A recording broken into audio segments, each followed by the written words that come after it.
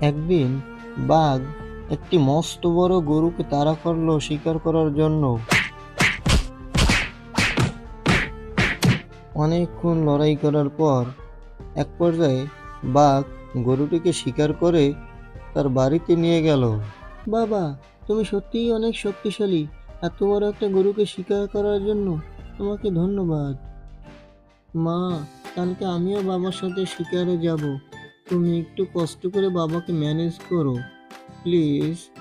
ঠিক আছে আমার বাছা, এত করে যখন বলছিস তখন আমি তোর বাবাকে বলে দেখব।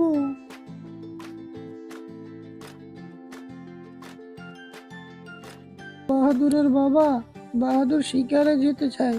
তুমি কালকে ওকে নিয়ে শিকারে যেও। বউ, দ্বিতীয়বার আর ওই কথা বলবে না। ও এখনো অনেক ছোট। তুমি তো জানো জঙ্গলে কত বিপদ।